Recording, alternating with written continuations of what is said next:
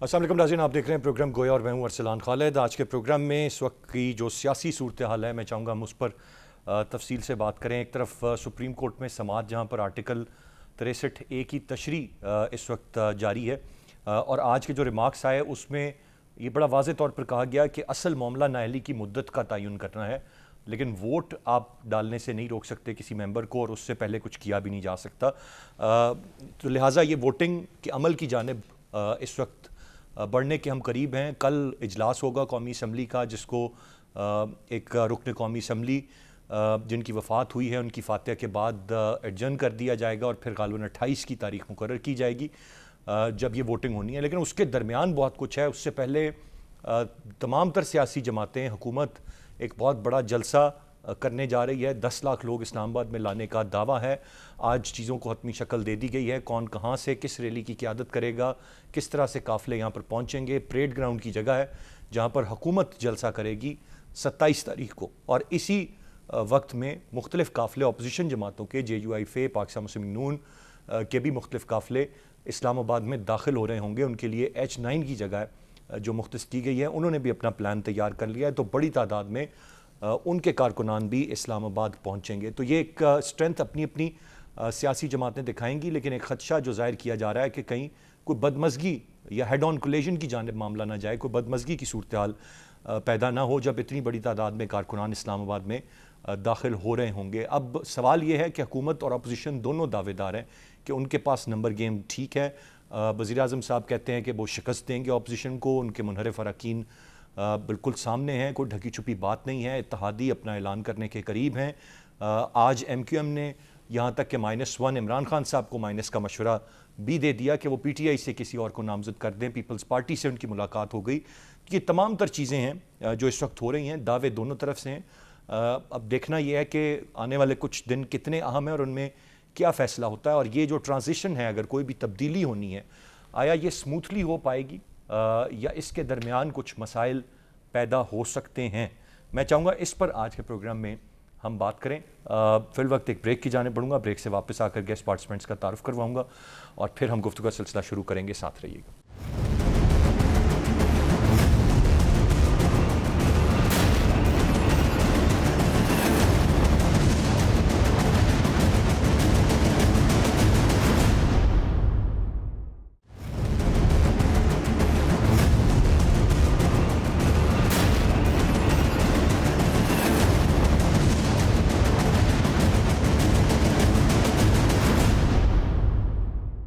जी welcome back. और programme में इस वक्त हमें ज्वाइन कर रहे हैं सेनेटर ताज हैदर साहब, पाकिस्तान पीपल्स पार्टी के सीनियर रहनुमा हैं। बहुत शुक्रिया सर आपके वक्त का। जाफ़र इकबाल साहब हमारे साथ मौजूद हैं, पाकिस्तान मुस्लिम नून के रहनुमा हैं, और मुसरत जमशेद चीमा साहिबा पाकिस्तान तहरीक इंसाफ की रहनुमा कुछ ही देर में हमें प्रोग्राम में ज्वाइन करेंगी। सेनेटर साहब, गुफ्तगू का आगाज़ मैं आपसे करूँगा। सर, तमाम तर नज़रें मरकूज़ हैं इस वक्त। हर शख्स ये जानना चाह रहा है, देख रहा है कि क्या हो रहा है, मामलात के सिमत में जाएंगे। अब सवाल यह है कि ये जो सब कुछ हो रहा है और D-Days करीब आ रहे हैं, ये आप क्या समझते हैं, सूरत हाल दिलचस्प हो रही है या ख़तरनाक होती जा रही है? नहीं, गैर ज़रूरी तौर पे तूल दिया गया है। एक आइनी तौर पे जो तहरीक अदम एतमाद थी वो लाई गई थी और उसको आइनी तौर पे निपटा लिया जाता। इतना वक्त था कि 8 तारीख़ को ये दी गई थी, तो 10 या 11 को अपने इजलास को शुरू करके 16-17 तक इसको फ़ाइनल किया जा सकता था। और ये समझ में नहीं आ रहा कि आखिर क्यों ये इसको इतना तूल दिया जा रहा है और मुख्तलिफ बहाने किए जा रहे हैं कि ये वजह हो गई साहब, हमारे घर पे पुताई हो रही थी इसलिए ये नहीं हुआ, या और कोई जगह ही नहीं थी पूरे इस्लामाबाद में। मतलब इस किस्म की बातें करना एक आइनी, और मतलब आइन तक तोड़ दिया जाता है कि वो 14 साल की मुद्दत, 14 दिन की मुद्दत भी पूरी नहीं होती। तो मेरे ख़्याल से इसकी कोई वजह नहीं है। और फिर हर इजलास से पहले वो सेनेट हो या नेशनल असम्बली हो, एक बिज़नेस एडवाइज़री कमेटी होती है जिसमें हर पार्टी का पार्लिमानी सरबराह मौजूद होता है, और उससे बैठ के स्पीकर या चेयरमैन साहब वो मशवरा सबसे बैठ के कर लेते हैं कि अच्छा भाई, इस इजलास को किस तरीके से चलाना है, क्या एजेंडा है, किस तारीख़ को कौन सी बात की जाएगी। ये मतलब एक तरीक़ाकार है जो मुसल्लमा तरीक़ाकार है जिस तरीके से होता है। लेकिन आखिर ये क्यों ये छुपाया जा रहा है मेरी समझ में नहीं आता। मतलब 8 को ये हुआ था तो 9 की शाम को ये बिज़नेस एडवाइजरी कमेटी आफ्टरनून में करके आप 10 से इजलास कर लेते, 16-17 तक ये ख़त्म हो जाता मामला। जिस सिमत भी जाए कोई उसमें ऐसी बात नहीं है, नेशनल असेंबली है, जो भी वो फैसला करे, क्योंकि ये तो सिलसिला पहले से बातचीत इस पर बहुत पहले से चल रही थी। मकसद मुझे अपनी जमात का पता है कि हम काफ़ी देर से इस पर गुफ्तगू दूसरी जमातों से कर रहे थे, और चेयरमैन बिलावल भी अपने अवामी मार्च के दरमियान बार बार ये कहते रहे कि देखिए आप असेंबलियाँ तोड़िए, मुल्क में इंतखाबात कराइए। फिर ये भी कहते रहे कि आप इस्तीफ़ा दे दीजिए, मुल्क में नए इंतखाबात हों, और अपने इंतवा भी करते रहे कि अगर ऐसा नहीं होता तो फिर हम आ रहे हैं इस्लामाबाद आपसे इस्तीफ़ा लेने के लिए। तो ये तमाम चीज़ें मेरी समझ में नहीं आता कि आखिर मुल्क में शफ़ाफ ईमानदाराना इंतखाबात कराने से में किसका नुकसान था। सबके फ़ायदे में ये बात जारी थी, और मुल्क जो था वो एक ठीक तरीके से चलाया जा सकता था। एक जो हमारा इस वक्त बदतरीन बहरान, जो बुनियादी हमारा ढांचा है मईशत का, वो जिस तरीके से कोलैप्स कर रहा है, IMF से जिस किस्म के मसाइल हो रहे हैं, तो उसमें तो आपको सारे कौम का इत्तेहाद चाहिए, एक नुमाइंदा हुकूमत चाहिए, उसके बाद आप इन चीज़ों से निपट सकते हैं। तो इसमें नुकसान तो किसी का नहीं था, सबका फ़ायदा था। मतलब एक मामला जो स्मूथ था उसको कह लीजिए कि गंभीर बना दिया गया, मुश्किल बना दिया गया, लिहाजा इस वक्त सूरत हाल खतरनाक। कोई वजह नहीं है जी, मैं चौधरी साहब की जानिब बढ़ूंगा। कोई वजह नहीं है जी ठीक। मैं चौधरी साहब आपसे जानना चाहूँगा, अब ये तय पाया कि नून लीग की जो क़यादत है वो उनकी रैली की वो मरीम नवाज साहिबा करेंगी। अब ये साइमल्टेनियसली काफ़िले PTI के हों, JUIFA के हों, चार्ज कारकुनान होंगे, सब इस्लामाबाद की तरफ आ रहे हैं। बज़ाहिर को बहुत अच्छी सूरत हाल बनती हुई नज़र नहीं आ रही, लेकिन दुआ गो हैं कि मामलात स्मूथली सारे हो जाएं और गुजर जाएं। आपकी क्या राय? बिस्मिल्लाहिर्रहमानिर्रहीम, बहुत शुक्रिया। इंशाल्लाह कोई ऐसा वरी साम नहीं होगा। मरियम नवाज साहिबा क़यादत करेंगी लाहौर से, 26 को रवाना होंगी और 27 को गुजरात क्रॉस करेंगी, 28 को जेलम से जो है वो पिंडी की तरफ, और 27 को जो है वो PTI का है, जो भी वो पावर शो करना चाह रहे हैं अपना, और वो हो चुका होगा। और 28 की सुबह को उनके लोग वापस अपने अपने मुकामात को रवाना हो चुके होंगे, और 28 को मुस्लिम लीग नून का प्रोग्राम होगा। अब ये जलील तामिया रावलपिंडी या इस्लामाबाद की जो मुनासिब जगह देगी उसके ऊपर हम इंशाल्लाह अपना वो प्रोग्राम करेंगे। अच्छा सर, ये जो इस वक्त दावे हैं, आपके दावे हैं, ऑपोजिशन के दावे हैं कि हम मजबूत हैं, इमरान खान साहब अभी तक लड़ाई लड़ने के लिए तैयार हैं, वो दावेदार हैं कि वो आपके भी लोग वो तोड़ रहे हैं, जो उन्हें वोट देंगे उनके लोगों को भी वो वापसी की कॉल्स दे रहे हैं। मामला क्या है सर ये सारा? जहाँ तक हमारे वोटों के टूटने का है, वो तो भले वक्तों में जब बहुतों को अपनी ताकत का भी नशा था और इमरान खान साहब भी अभी आजमाए नहीं जा चुके थे, उनका करिश्मा भी काम कर रहा था, वो तब भी अल्हम्दुलिल्लाह मियां नवाज शरीफ के साथी नहीं टूटे। हाँ, 7-8 लोग गए थे छोड़ के, और उनके मैं अगर चाहें तो नाम भी गिनवा देता हूँ कि उनके हलकों में क्या हशर हुआ उनके साथ, और उनमें से रजा हयात हराज हों या और इस तरह के, वो अपनी सीटें नहीं जीत सके, वो वापस असेंबलियों में नहीं पहुंच सके।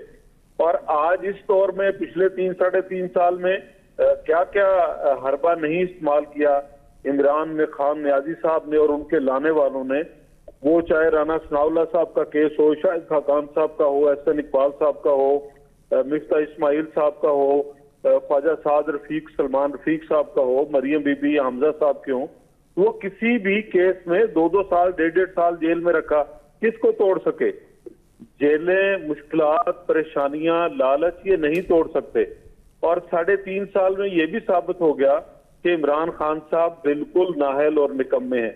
पिछले साल मार्च के अंदर इमरान खान साहब ने खुद दावत दी थी कि भाई अगर आप समझते हैं अरकान कौमी असम्बली को मुखातिब करके कि मैं काम नहीं कर पाता, मैं नाहल हूं, नालायक हूं, तो मेरे खिलाफ वोट दीजिए, मैं खुश होऊंगा, मुझे आपसे कोई नहीं। तो आज इमरान खान साहब का जो गाली ब्रिगेड है वो किस नाम से पुकार रहा है, और इमरान खान साहब कहते हैं मैं इन सब का बाप हूं। अब अगला तजिया आप कर रहे हैं कि ये सब कुछ क्या इकट्ठा हुआ है। इमरान खान साहब और उनकी टीम ना तो कोई अपनी कारकर्दगी बतौर हुकूमत दिखा सके और ना ही इंतजामी सतह पे कोई ऐसा बेहतर काम मुल्क के अंदर कर सके। और आज उन्हीं के लोग नजीब हारून साहब जो है वो क्या कहते हैं उनकी सुन लीजिए, उनसे पहले जस्टिस वजीउद्दीन साहब की सुनिए, हामिद खान साहब की सुनिए, एक लंबी फहरिस्त है उन लोगों की जो नजरियाती थे पीटीआई के। और आज वो मुतालबा कर रहे हैं नजीब हारून साहब की सूरत में कि इमरान खान साहब आप डिलीवर नहीं कर सके, आप स्टेप डाउन कर दें, किसी और को मौका दें। नजीब हारून साहब के अल्फाज थे कि इमरान खान साहब अपनी शख्सियत कुर्बान कीजिए, पार्टी ना कुर्बान कीजिए। तो मुस्लिम लीग नून हो, पीपल्स पार्टी हो, इत्तेहादी जमातें हो, हमारे लोग इंटैक्ट हैं, साथ हैं, कोई उनको तोड़ सका नहीं, तोड़ सकेगा नहीं। हाँ, इमरान खान साहब के इत्तेहादी भी उन्हें छोड़ चुके हैं, उनकी अपनी जमात के लोग भी उन्हें छोड़ के जा रहे हैं। बिल्कुल सही। ताज हैदर साहब, आज मुलाकात एमक्यूएम, अभी कल तक एमक्यूएम और पीपल्स पार्टी आमने सामने थे, एक दूसरे के हवाले से बयानात थे। अगर ये चीज़ें सेटल हो सकती थीं या लोकल गवर्नमेंट को स्ट्रेंथन करने की बात थी या बाकी मामलात थे, तो ये पहले तय पा जाते। ये आज मुलाकात हो रही है और आज ये सारी चीज़ें हो रही हैं, इस पर क्या कहेंगे सर? देखिए, शायद आपको याद हो कि क़यादत ने मुझे एमकेएम के वहाँ बहादुराबाद मरकज़ पर भेजा था कोई 9-10 महीने कबल, और मैं वक़ार मेहंदी साहब के और सईद गनी साहब के साथ वहाँ हाज़िर हुआ था और बड़ी अच्छी तरह से मुझे वहाँ रिसीव किया गया और बड़े मुस्बत वहाँ गुफ्तगू हुई। और उसमें हमने तय ये किया कि जो भी हमारे मामलात हैं या हमारे सिंध के मामलात हैं, बुनियादी तौर पे मरदमशुमारी का मसला था जिसमें मेरी किताब भी सिंध का मुकदमा करके आई है, वो भी नोट्स हमने उनको पेश किए, फैक्ट्स और फिगर्स पेश की, और कोई 1.5-2 घंटे की मीटिंग रही थी। नीचे उतरा तो कोई 30-40 चैनल्स जमा थी, जिस पे हमने ये दिया था बयान कि हम में इस बात पे इत्तेफाक हुआ है कि जो भी मसले हैं, जो भी बातचीत है, जो भी ऐसी चीज़ है, उस पर हम बातचीत करेंगे और बातचीत के ज़रिए मिलजुल के मसलों का हल निकालेंगे। तो ये तो बहुत पुरानी बात है, यानी मुझे भेजा गया था क़यादत की तरफ से, ख़ुद मैं हाज़िर हुआ था और ये सारी में रिपोर्ट हुई थी। बदकिस्मती से कुछ लोगों ने इसका उन्वान ये दिया कि वो कुछ सौदेबाजी हो रही है, हुकूमत में लिया जा रहा है। हालांकि ये कोई सौदेबाजी वगैरह नहीं थी।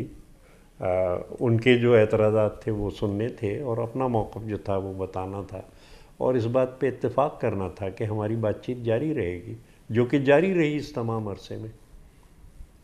एमक्यूएम आज जो कह रही है, ये तो अब क्या बहुत देर हो चुकी है इसके लिए, वो मशवरा दे रहे हैं कि माइनस इमरान खान साहब। अभी इन्होंने नजीब हारून साहब का भी चॉइस साहब ने जिक्र किया। डू यू थिंक कि अब ये लेट हो चुका है माइनस इमरान खान, या अब तो हुकूमत की तब्दीली ही जो है वो मसले का हल है? देखिए, मसला जो है वो मुल्क को, कौम को मुत्तहिद करके और एक मुंतखब हुकूमत ला के मसाइल तय होते हैं। एक ऐसी हुकूमत के जिसके पीछे अवाम खड़े हों, और वो हुकूमत जो है वो तमाम सियासी जमातों से में के दरमियान एक इत्तेहाद पैदा करती है और इत्तेफाक पैदा करती है, और जो इश्यूज़ हैं उन पर गुफ्तगू होती है, और फिर कोई और ज़ाहिर इख्तिलाफ भी होता है इश्यूज़ पे, लेकिन इख्तिलाफ के बाद कोई राह जो है वो निकाली जाती है। तो इतना मैं और दूसरी जमातों की तरफ से भी, अपनी जमात की तरफ से भी यकीन दिलाता हूँ कि कौम को तक़सीम नहीं किया जाएगा, कौम को मुत्तहिद किया जाएगा, और जो भी मसाइल होंगे वो एक मुश्तरक सोच के ज़रिए उन मसाइल का हल निकाला जाएगा। यही तरीक़ा है, और मेरे ख़्याल से कोई इतने बड़े मसाइल नहीं होंगे जिनके हल बहुत मुश्किल हों। बस सिमत ठीक करने की बात है कि क्या हम अपनी मईशत को ख़ुद इन्सारी पे चलाएंगे, या हमारा तरीक़ा यही रहेगा कि कर्ज़ा लेते जाओ और ख़र्च करते जाओ। तो ये एक दो रास्ते हैं, तो इसमें अगर सही रास्ता इख्तियार किया जाए, और मुझे उम्मीद है कि हर एक जमात इसी तरीके से सोच रही है कि नहीं, ख़ुद इन्सारी के साथ काम किया जाए, जो चीज़ें इंपोर्ट हो रही हैं वो मुल्क में पैदा की जाएँ, मुल्क के अंदर बनाई जाए, मुल्क की पैदावार को बढ़ाई जाए, पैदावारी लागतों को कम किया जाए। ये एक तरीक़ा है बड़ा आसान सा कि जिस पे चल के हम जो है मुल्क को आगे बढ़ा सकते हैं और कौम को मुत्तहिद कर सकते हैं। बिल्कुल सही चॉइस साहब। ये जो मुत्तहिद हो के चलने का फार्मूला है, अगर पीटीआई की हुकूमत चली भी जाती है तो को माजी में कोई ऐसा नहीं रहा, मतलब दो मुख्तलिफ जमातें हैं, आप जो बड़ी जमातें हैं, फिर मौलाना साहब की भी एक जमात है, ये तीनों जमातें अपनी अपनी आइडियोलॉजी, अपना अपना एक तर्ज हुक्मरानी रखते हैं। मिलकर चलना, ये भी लोग सवाल कर रहे हैं कि इन केस आप भेज देते हैं, तरीके अदम एतमाद कामयाब हो जाती है, फिर ये ना हो कि आपके आपस में एक दूसरे के साथ चलने पे सवालात खड़े होने शुरू हो जाएं और वो चलना मुश्किल हो जाए। देखिए, इससे पहले शायद आप ये कहते रुक गए कि कोई ऐसी दलील और नज़ीर मौजूद नहीं है। मिल के चलना ये नहीं कहते कि तमाम जमातें एक दूसरे में जम हो जाएंगी और जो है वो मंशूर अपने अपने से दस्तबरदार हो जाएंगी। मिनिमम एजेंडे पे कंसेंसस होता है और वो 2013 में और 2013 से पहले 18वीं तरमीम जो थी उस सूरत में भी और बहुत सारे और मामला की सूरत में कौमी असम्बली में आपने देखा।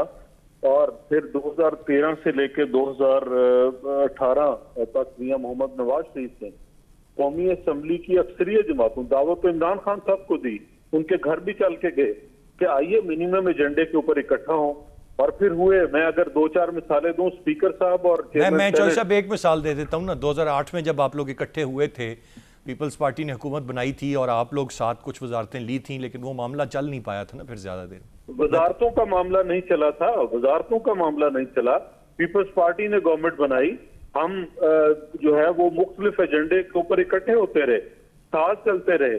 और 2013 से 18 में भी यही हुआ कि आपको चाहे जो यमन फौज भेजने का मामला हो, सी पैक के रूट्स का मामला हो, या आप जो है वो इंतखाबी इस्लाहात की बात कर लें, तो मियां मोहम्मद नवाज शरीफ ने सारी वो कौमी और असम्बली और सेनेट के पार्लिमानी रहनुमाओं को मिला के एक पार्लियामेंट्री कमेटी थी जिसके अंदर ये सारी चीजें तय होती थी। और सब ठीक है चॉइस साहब, यहीं से गुफ्तगू शुरू करते हैं। एक ब्रेक की जाने मुझे बढ़ना है, ब्रेक से वापस आकर बात करते हैं, साथ रहिए।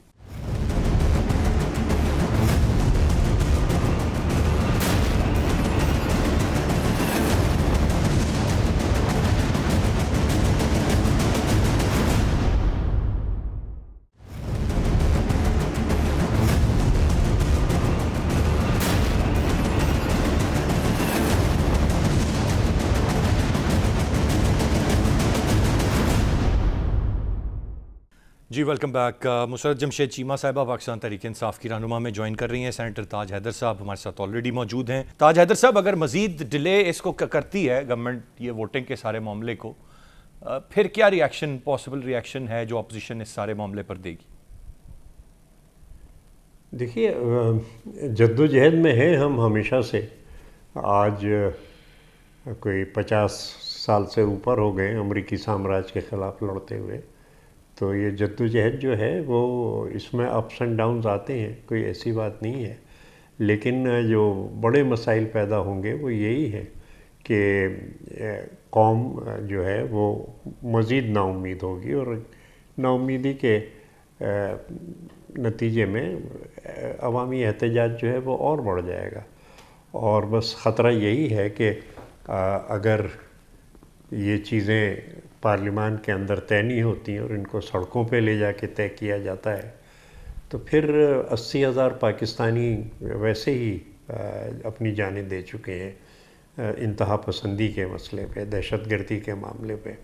हमारे रोज़ एक्सीडेंट में 5-10 आदमी एक्सीडेंट्स में ख़त्म होते हैं।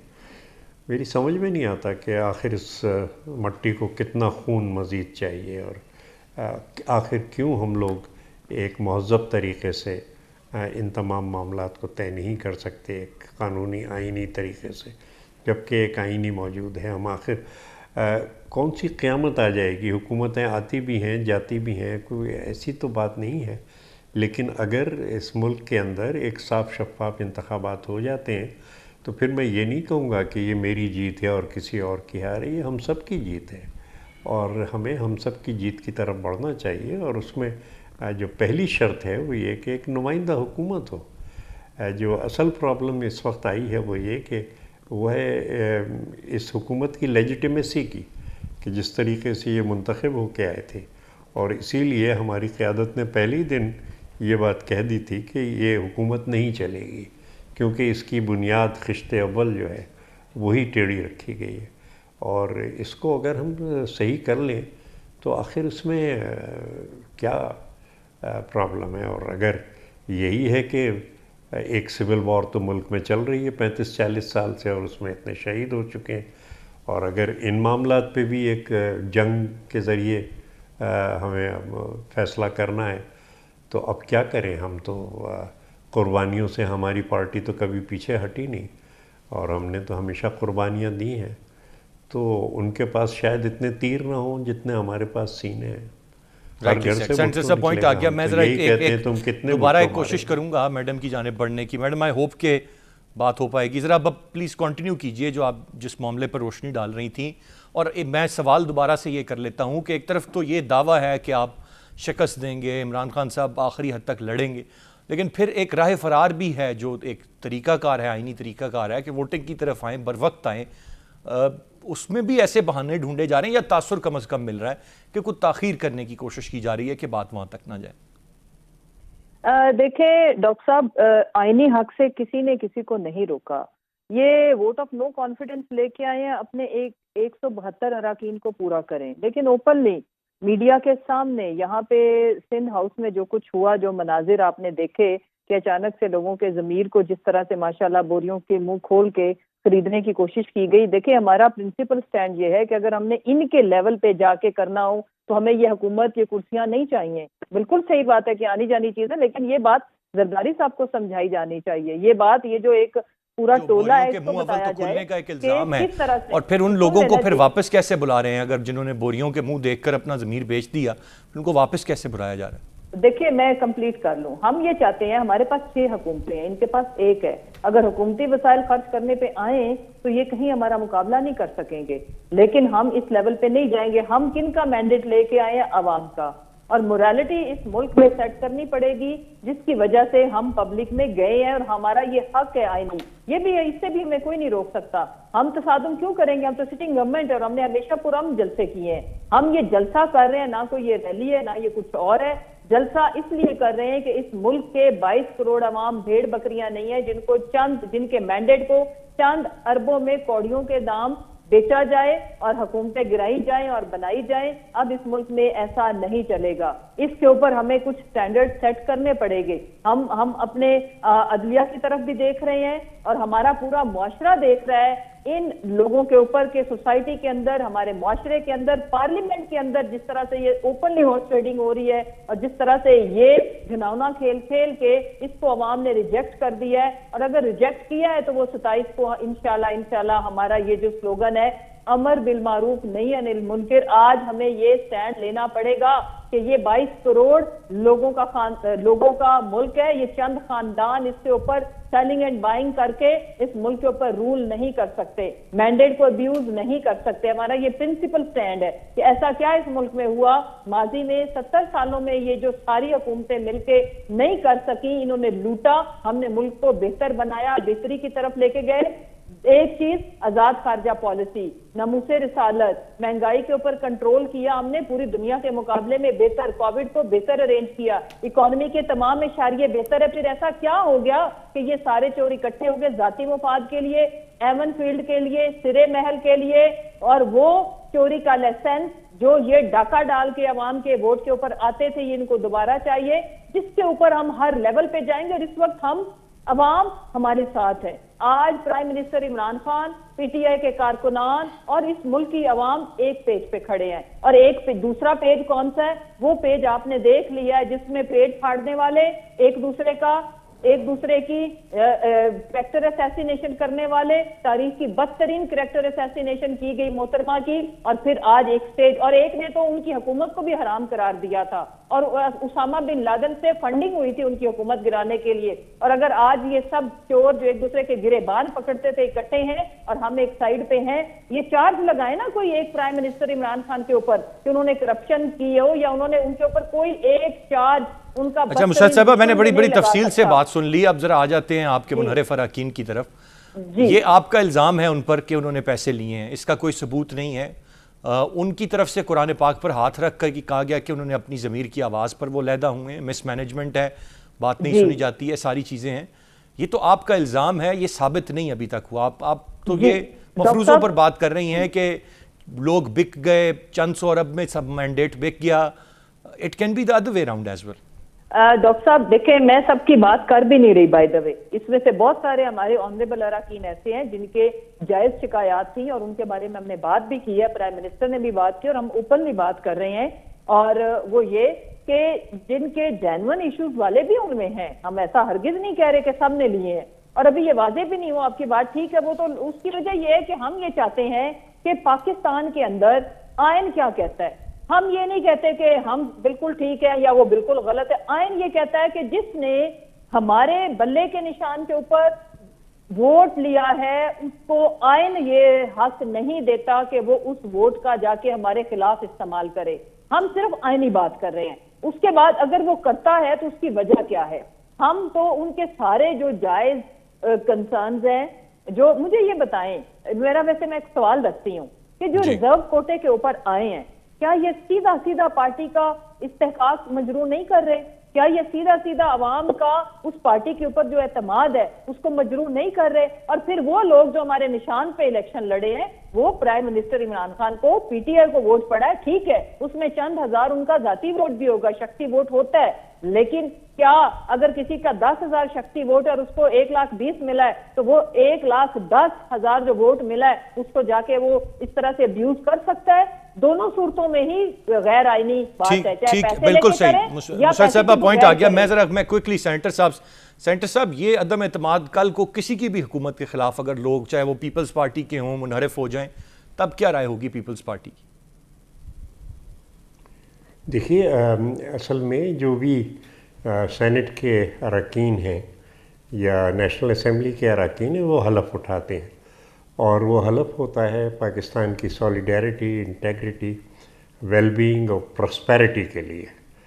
और अगर एक मैनिफेस्टो दिया गया है और उस मैनिफेस्टो की बिल्कुल मुखालिफ सिमत में चला गया है और जो जहाँ से मुंतखब हो के आप आए हैं उन हलकों के अंदर आप जा नहीं सकते, अगर पूरा मीडिया हर एक जो है वो कह रहा है गैर मुतमईन है और वह एतराज़ात कर रहा है, तो फिर आइन 63A के पास करने वालों में हूँ मैंने वोट दिया था इस पर। तो आइन इस सूरत हाल के अंदर कि ये गुंजाइश देता है। एक तो ये था कि जी इस तरीके से आप रोज़ रोज़ तहरीक अदम एतमाद ना आए। दूसरी तरफ ये सिलसिला था कि अगर हालात यहाँ तक पहुँच गए हैं और जो इक़्तिदार में पार्टी है उसके लोग भी ये समझते हैं या किसी भी दूसरी पार्टी के लोग ये समझते हैं सब कि जो पार्टी आपका का पॉइंट आ गया। कायदीन है। Running out of time. बहुत शुक्रिया दोनों रिस्पेक्टेबल गेस्ट का आज के प्रोग्राम से। इतनी अरसान खालिद को इजाज़त दीजिए, अल्लाह ने के बाद।